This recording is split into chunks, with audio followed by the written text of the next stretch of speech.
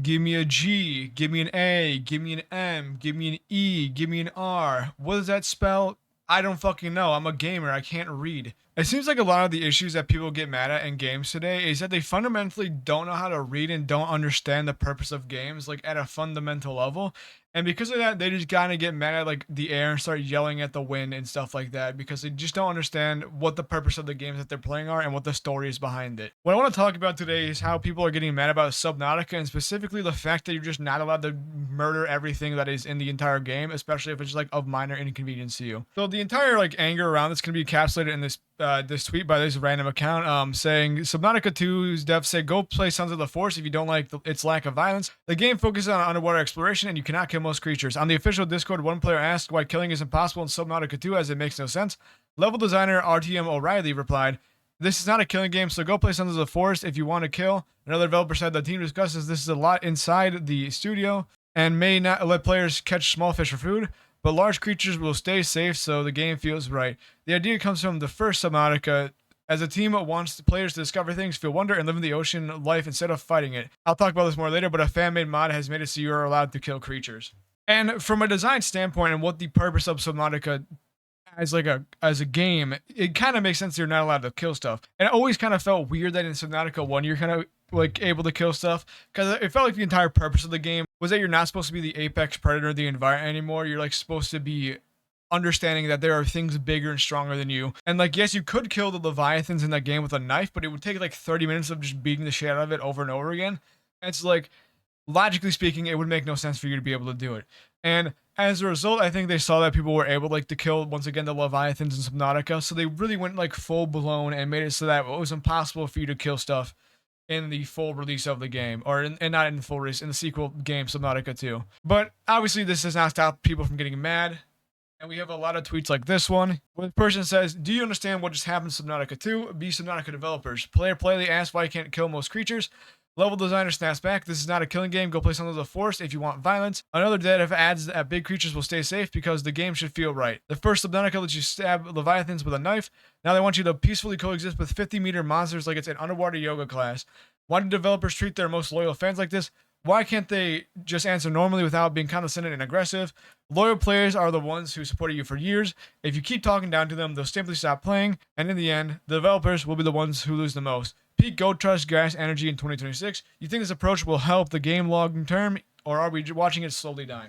Now, I think in a game that had like, what, 200,000 peak players, I don't think they're really afraid of their game being a flop.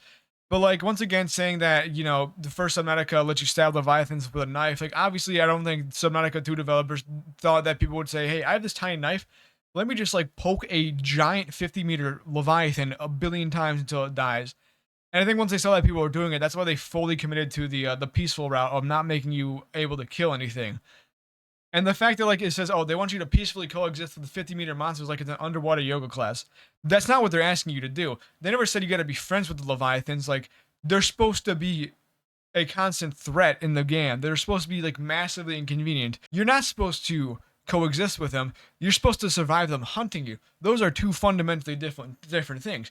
And it's not like you're peacefully coexisting with them because those leviathans are permanently trying to kill you in the game. You have to understand how they work, and you are the prey in this scenario. You have to adapt and learn to live in this environment where, once again, you're no longer at the top of the food chain. No matter what you're able to do, you cannot be the apex predator here anymore. That's the entire purpose of Subnautica. And like, I know this person's getting mad once again at the way like the Subnautica developers are speaking to their fans, but I honestly like giving some game developers a lot of leeway where it comes like sometimes gamers just don't understand what the fuck the purpose of the game is and like why developers want you to play the game specifically in the way they want you to play the game.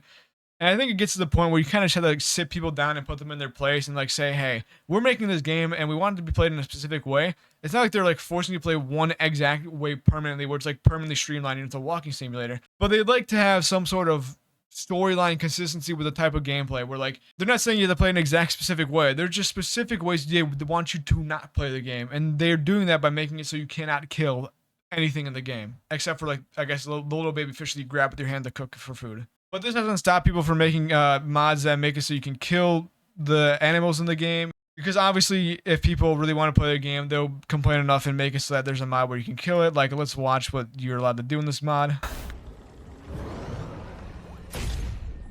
And there you go. You just shoot it with the sonic resonator and then it dies. And that's really it. And so, like, of course, if there's a will, there's a way. And again, that's supposed to be about nonviolence and surviving in the ecosystem. And a lot of it has environmentalist undertones about it, especially in Subnautica 1, where you're, helping a highly studied upon and like used sea emperor give birth to its youth after it had been forcefully put into a laboratory by a technologically advanced society that was only focused on science and not the impact that it had on the environment, even though they once again were trying to save their own selves from the coronavirus. But their entire like thing of progress made it so they weren't actually able to get the right enzyme, because if you actually like did the environmental route, which is allow for the birth of these creatures and understood and spoke to this creature, you would have saved themselves. But instead, trying to just save yourself at the sheer expense of the wildlife actually killed a fuck ton of those architects. And then another argument that has been made is that saying, people say, oh, you can't kill the fish. Then meanwhile, the other characters in the setting curious.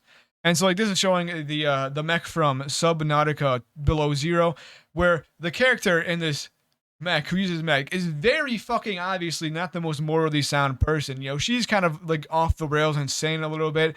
And so like if you actually like go through the story of it, you can kind of tell that she's not the most morally sound people. So trying to use like a character who is very clearly meant to be like someone who is not a bastion of what it is to act good is not really a good argument to say, oh, this is why you should be able to kill the fish, when you're just falling into the trap of just not being a good person, like this mech is supposed to show. In Subnautica 2, the developers did give out a little statement of like a lot of game updates and like kind of their plans for the development, and they did address this concern about people wanting to kill it, and they basically doubled down and like said, hey, we're not backing down from not letting you really kill a bunch of stuff, saying, second, we have heard the strong request for more direct ways to deal with the hostile creatures, including the ability to kill them.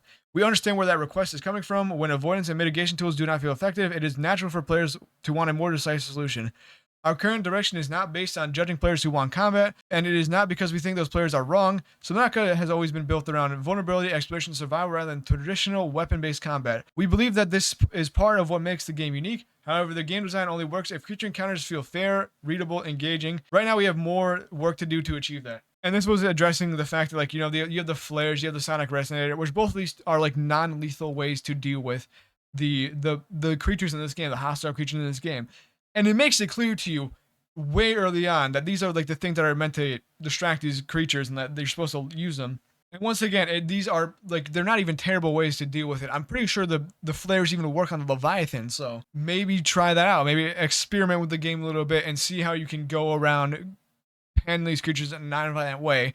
Instead of saying, I just want to eradicate domestic wildlife on this planet that I'm a new person to, because, it makes me feel like I'm actually in control.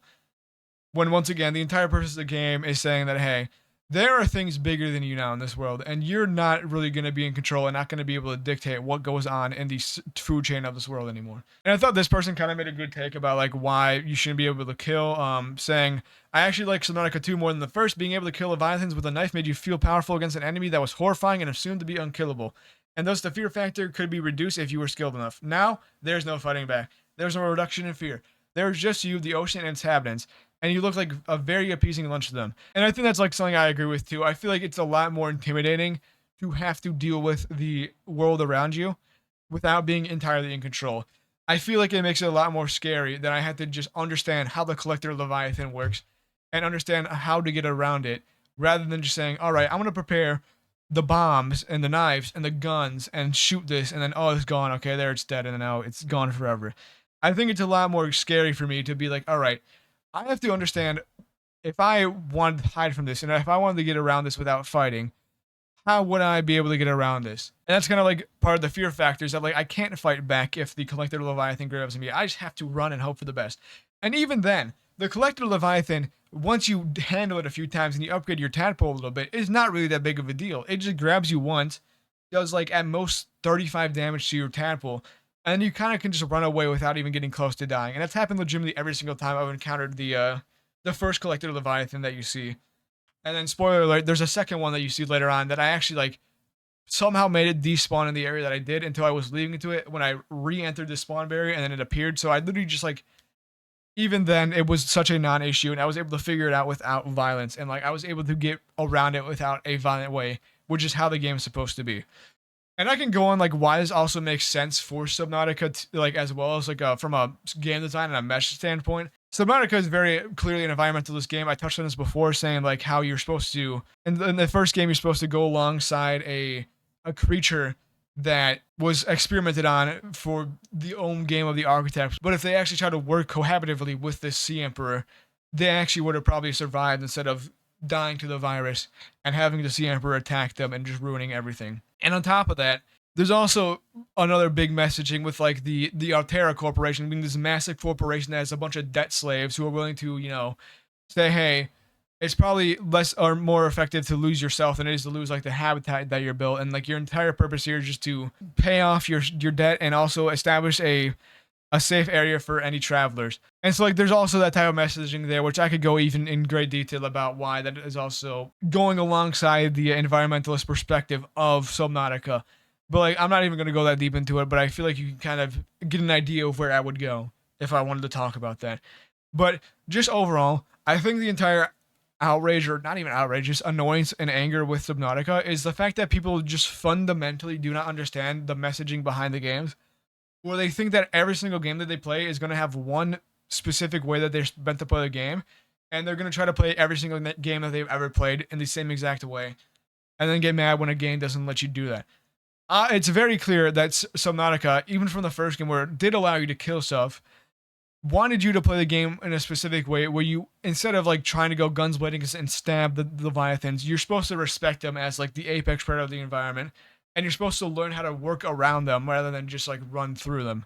And I think like even the developers themselves like kind of thought they fell short of that vibe in the first game, which is why they went so much harder on the pacifist route in the second game.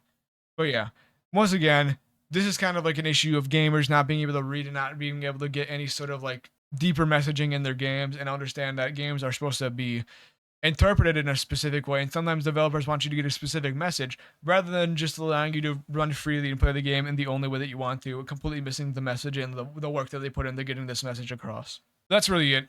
Thank you for watching. Goodbye.